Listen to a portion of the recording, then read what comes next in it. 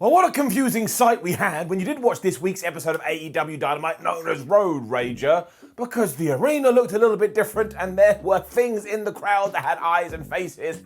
Of course, it was fans, which means I'm going to call it now. We are through the pandemic era. And thank Flubbins for that. It also meant that All Elite Wrestling had some surprises up their sleeve, and my word did I not see this coming. In fact, nobody saw this coming, apart from that one guy on the internet goes, I knew this was going to happen, even though nobody knew it was going to happen. But we don't need to worry about that, and what we do need to worry about is just the finger of power, and that my name is Simon Miller, and you're watching WhatCulture Wrestling, and you have tuned in to AEW Dynamite Road Rager ups and downs to find out whether it kicked ass or whether it sucked. Small spoiler, I had a rollicking good time. Let's up those downs.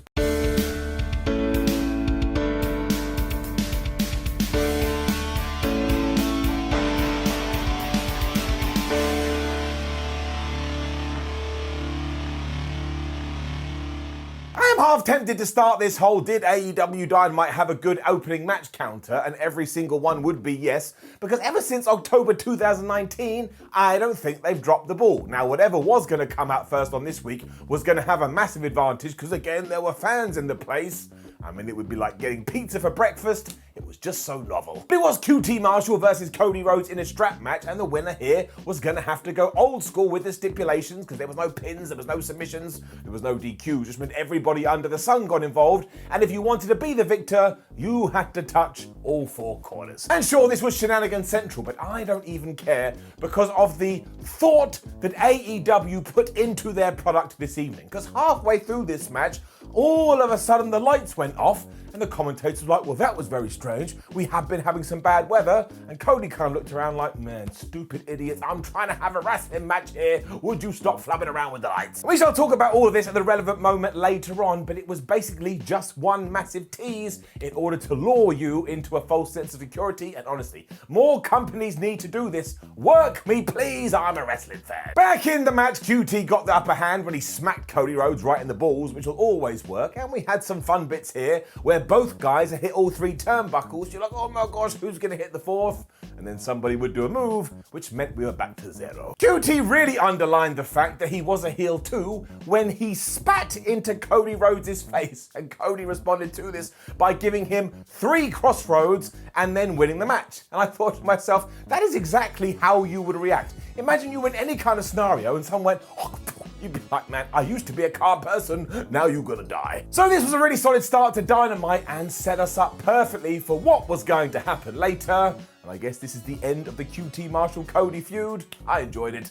Sean Spears' promo was next, and he is still focused on Sammy Guevara, which is really good, because I was looking forward to those two having a feud, and then we kind of took a little detour, but now we're definitely back to it. Because as he was going, Sammy, you're a piece of crap and I hate you and your ego is too big, a chair just came flying into the frame, and it knocked Sean Spears out, and then Sammy was here and was like, man, I ain't done with you, you absolute dick. And I can only presume that somehow chairs are going to feature in whatever they do, because the chair keeps getting involved. And it was then time to turn the pressure up on this pressure cooker. I got that wrong, either way up. Because before we do get into this, let's just clap like weirdos about what a great job the AEW has done with Hangman Adam Page, because you could just feel it in the crowd. They were desperate to see him, and he has got to be one of the company's biggest stars right now. And let me tell you this, at one stage it wasn't the point. This is long-term storytelling done right. Before all that though, Kenny Omega and Don Callis were out here. Don Callis, this poor man, before he could say a word, every single person in the building was going, you got fired, because that did happen on Impact Wrestling. Once again, it's another tip for real people. And yes, I know I'm going to keep saying that long after I should. It's like when you meet somebody in April and they go, Happy New Year, and you're like, you're an absolute idiot. But I am a moron, so there you go. They were both going on again though about how Kenny Omega's defeated everybody and he doesn't have any challenges left, when Evil Uno arrived once more with the Dark Order and was like, look, we did this 7 days ago, you know who you've got to fight, and you need to stop doing a goon, and you need to face the facts. And do you know how Kenny responded to this? He smacked the evil one right in the testicles, and before he did it, he said, hey, do you know what the capital of Thailand is? And after Evil Uno was on the floor going, oh no, I'm in so much pain, Kenny said, the answer is Bangkok. This man is an absolute moron, and I love him. This led to the Good Brothers and Michael Nakazawa running out there to try and take out the rest of the Dark Order, But of course we did this so we could have the big arrival of Hangman Page, and don't come into my house and try and argue this otherwise. This flubbing cowboy is over. Adam could have hit the buckshot lariat too, because AEW was teasing this like crazy people, but he didn't, and instead he locked eyes with his former tag team partner, and they just stared at each other, and for some reason, probably because all the time we've invested in it, it made you feel like this was the best thing you'd ever seen in your life. Carl Anderson then kind of jumped around the place, which allowed Kenny Omega to bail, because you know how wrestlers work. Any kind of distraction, like, oh man, I can't remember what I was doing. But I am so ready for this match. As I've said time and time again, I want Hangman Adam Page to lose just because it's going to turn him into the most sympathetic babyface maybe ever. I mean, that's hyperbole, but now I've said it. This was so simple, but yet it was so effective and kind of what you would have assumed was going to happen before you sat down to watch Dynamite, but that's the point. Often, the most tread path is the right one. We were just hitting home runs all night as well, because then JR was mediating an interview between Darby Allin and Ethan Page. Like I say, it just worked up. JR also sold this great from the off, because he was like, look, I'm quite uncomfortable to be here, because you keep telling him that you want to murder him, and you keep telling him that you want him dead, and now I'm sat in the middle of you, and I just think that everybody needs to calm down. I was like, Jim, thank you so much for bringing this up. Wrestlers all over the place like, man, I'm going to try and murder as many people as possible, and yet nobody else seems to care. From here, they went at it too, and it really did work, because Darby was like, he only doesn't like me because I made it to the big leagues before him, which Ethan Page said, yes, that is true, which is why I have to end your life. In fact, he believes that Darby Allin would never have made it anywhere if it wasn't for the feuding that they had been doing outside of the company. So now we're mixing fiction with reality. That always floats my boat. Page then ignored all of the worries of Jim Ross and once again said, oh, I'm gonna end you next week, and it is a coffin match. I mean, who wants to end up in a casket unless you have passed away? I'm very intrigued to see what AEW does do with this, and again, in front of live fans. I know I've become boring now. I sometimes miss announcements too, because there is so much wrestling, I can't store it all in my brain. So then when it was the Pinnacle versus the Inner Circle, I was like, I didn't see that coming. I suppose it was a way to get through an extra week before we do the obvious FTR versus Santana and Ortiz match, because here, these two teams were going at it, but we had Wardlow on one side of the fence, we have Jake Hager on the other side of the fence, and thankfully, the Pinnacle won. Kind of felt like they needed that. I mean, it was just really good as well. You had some solid wrestling. The bad guys acted like villains. The good guys acted like heroes. We gave a lot to Jake Hager because he was going to take the pinfall, but we wanted to remind everyone, oh, he's a big dude that can smash you. Fine. Ortiz got the best hot tag in the world because people just want to love him right now, and I completely understand why. And he would have got the victory here if it wasn't for Wardlow breaking up a bunch of pins. But the low Ward was here, so he was a feature, so we made sure he didn't have it. This also kind of tied into the finish too, because both teams were at a stalemate, so Tully Blanchard caused the distraction because it is professional wrestling, which allowed FTR to hit the big rig onto Mr. Jake, and that was that. Conan also came out with the Inner Circle here too, and I hope we keep doing this because he would be a terrific manager for Santana and Ortiz, especially once inevitably the Inner Circle do break up. And afterwards, he kind of tried to get some shots in here because I think he went a little bit crazy, so obviously got his ass whooped. It actually came from Tully as well, who gave him a chop block, so he ended this by going, man, you guys are massive buffoons, and there's a small part of me that think AEW may actually do something like Tully Blanchard versus Conan. You shall have to wait and see. What a twist we then had. Because Carl Anderson was cutting this promo in the back where he said two very important things. One, he doesn't like Jon Moxley anymore, so why don't they have a fight? And two, they should do it next week for the IWGP United States Championship. Given that the world is slowly opening up too, I do not think this is a coincidence. So if you've been excited about seeing some New Japan faces in All Elite Wrestling, well, you're going to have to wait a little while longer, but I do think they're coming. The good times then continue to roll because it was Maxwell Jacob Friedman and Chris Jericho sharing a ring. Now, before we do get into that, somebody from the crowd did try to interfere here when they jumped the guardrail, and I just thought this was massively disappointing. I mean, we haven't had fans back for so long, and on night one, basically, some schmo decides, I want to be part of the action. That's like when you live at home and your dad says, look, I just don't want you to get a tattoo. When you leave, do whatever the hell you want, but on this day, please do not get it. So 24 hours later, you just walk out there and get one. It makes you a dick. And some people are going, it was a work, and I really don't think it was, because go watch the segment, and let's assume that it was not part of the plan. Fair play to MJF and Chris Jericho, they handled this like pros, and they even worked it into what they were saying. Eventually they did turn their attentions to each other, which was the whole point of this, with MJF being like, man, Chris, I used to look up to you, and then I realized you were a fraud. And Jericho was like, look, don't worry about any of that. Tell me what your stipulations are, because I will accept anything, even having sex with your mother. Pregnant pause. Again. So now in storyline, I assume Chris Jericho banged Mrs. Friedman. I regret saying that. I'm very sorry. I shouldn't have done it. My apologies. That is not going to be the rules though, and instead MJF has turned his attention to Greek mythology, namely the labours of Hercules, and he's going to force Chris Jericho to have 4 matches of his choosing, and every single one is going to have a different stip. If he is able to get through all of them and get to number 5, he shall take on Maxwell himself. And of course, when MJF wins, finally Chris Jericho can go away forever, because MJF will have beaten him 3 times. I really like this idea too, because you've given me a story straight away, and this being professional wrestling, they did sign some kind of a contract before MJF said, hey, where I'm from, we shake hands to make sure a deal is official, and he went to shake the hand. Chris Jericho elbowed him right in the face. This was just a good old classic segment. Much like Hangman Adam Page, I think Chris Jericho should climb this ladder and then lose, and I don't even know why. I'm just a bad man like Rikishi. Britt Baker was then here.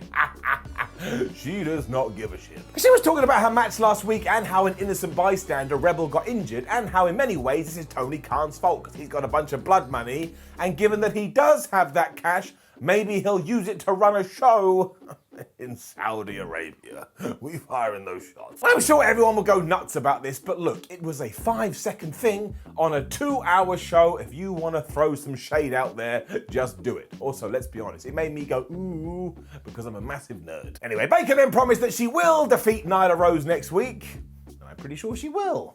Okay. Andrade then made his in-ring AEW debut. He was taking on Matt Sydal, and kind of you assumed that they were going to have a really good match, and they just had a really good match up. Vicky Guerrero was also in Andrade's corner, and that's still not adding up for me. I don't know, it's missing a certain something, and all I can really tell you is that if you watched this and you weren't impressed, I think your expectations were a little bit too high. It was really enjoyable. They were also just fighting on the top rope like a couple of crazy people and reversing each other's moves. Like at one point, Andrade was going to go for his double foot stomp, but Matt Sydal got out of the way, and then Matt hit the Meteora, and if this had been any other opponent, I would have gone, oh, must he's going to win. But of course he was never going to win. Imagine Andrade had his first ever match in AEW and lost. You'd be right to lose your mind. So instead, after a pretty decent sequence, he did hit his hammerlock DDT, and he got the 1, 2, 3.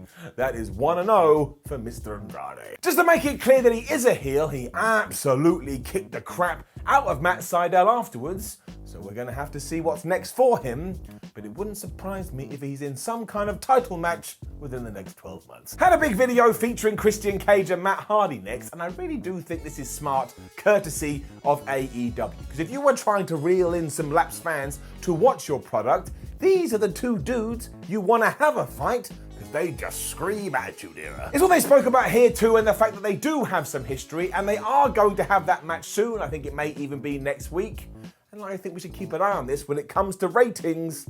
It could do exactly what it's meant to. And then, well, wrestling just reminded you why it's one of the best damn things on the planet. Look at my weird conductor arms. I don't want to be that guy and say I told you so, but somebody may have made a video where they said something like this could have happened. It made me feel proud as punch. Let's go. Because Arn Anderson was in the ring just being Arn Anderson, which is fine because Arn Anderson is an absolute legend, and he was talking to the fans and acted like he had some kind of big surprise when the lights went out again. Now, because this was the second time the lights went out, we were like, oh, those crazy bugs in the system. I can't believe it happened again.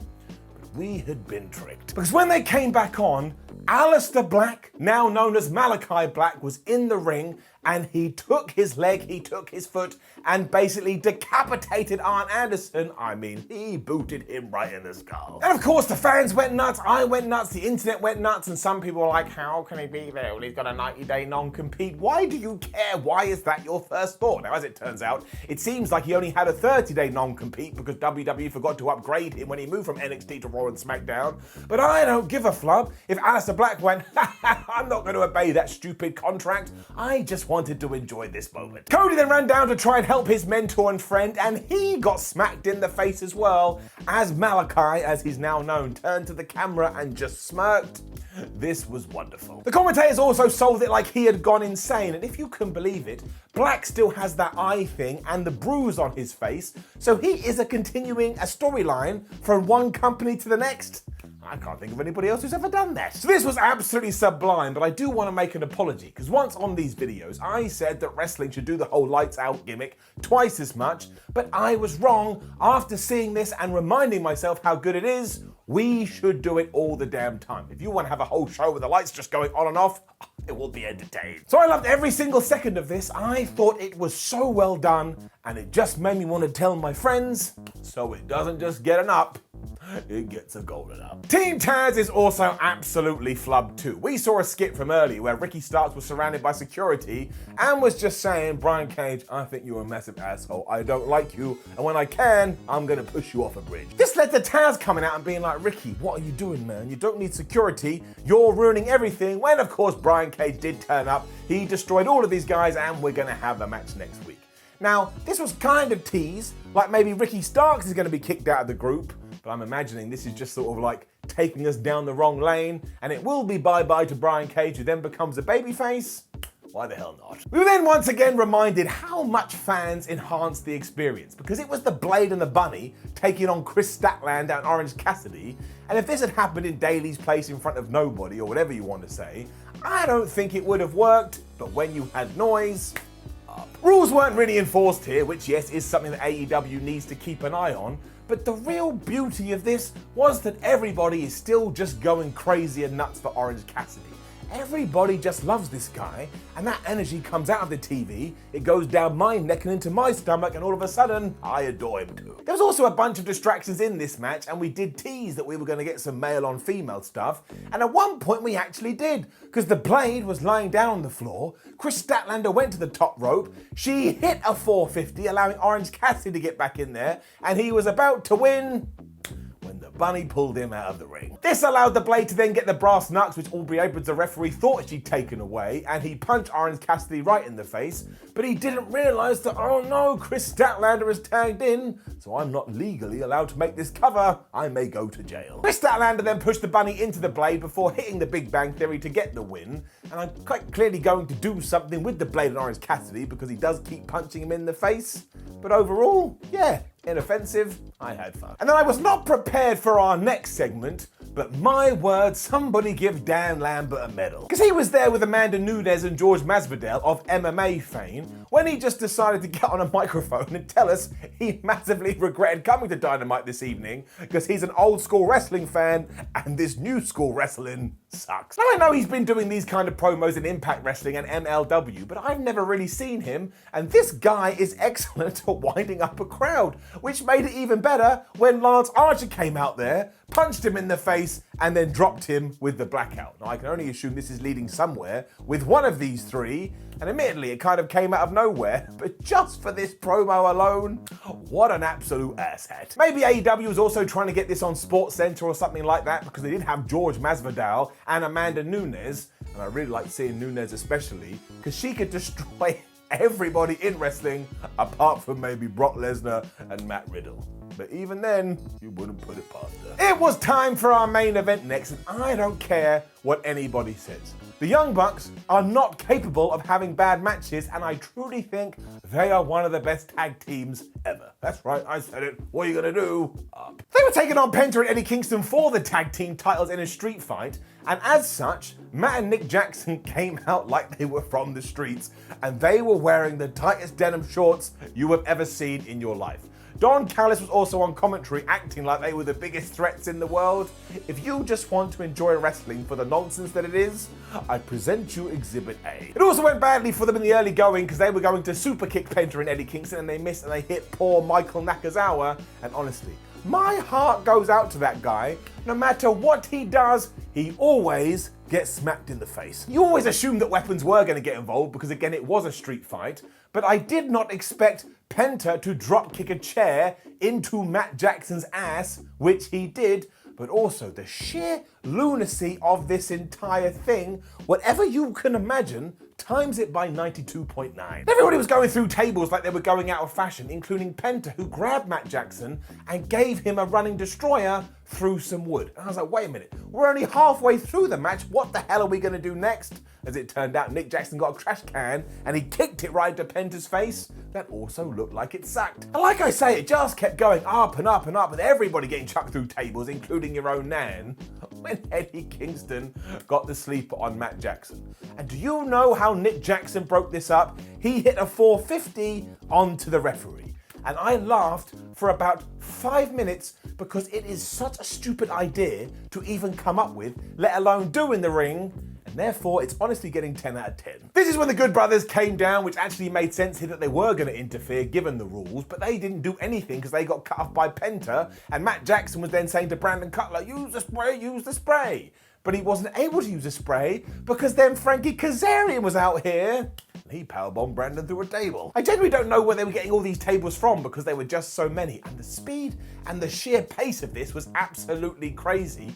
And if you can believe it, following this, Penta and Eddie Kingston had the match won after hitting a double T move when Nick Jackson pulled the referee out at 2.9. Now look, I know we've seen this spot a lot, especially in the match prior to it, and I really think we should have just done one. But when things are this damn good, I don't even care, man. I ain't being negative. Everybody was then fighting like crazy people when Eddie Kingston introduced thumbtacks into the mix.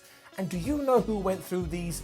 Penta went through these after he was hit with a Hurricane Rana off the top rope. And I think at that point, my own life flashed before my eyes, and I don't even know what that means. Seriously though, this was free TV, never forget, and after the Bucks threw more tacks into Penta's face, they put some in Eddie Kingston's mouth, hit him with a couple of super kicks, and pinned him. And I was like, man, not only was that excellent, it was kind of disgusting. This was tremendous though, it truly was. I mean that word tremendous, it was so much fun, and of course the Young Bucks are still your tag team champions. But what a way to end your first proper show back. So yes, it's a clean sweep, and I'm sure some of you guys, Simon, you're so biased. I'm not biased, but there was no downs in this show. It doesn't mean it was perfect, but it did mean I had a great time, so overall, is get it up. Now don't forget to leave a comment below and let us know what you thought about last night's AEW Dynamite. Like the video, share the video, and subscribe. Head over to WhatCulture.com where you can read about it as well. Come say hello on social media, and you're here on YouTube. Make sure you catch up with all the wrestling with other episodes of Ups and Downs. My name is Simon for WhatCulture. Thank you for joining me as always. I am happy that fans are back, and I'm happy that AEW is back on Wednesdays. And now we move forward to whatever the hell is next.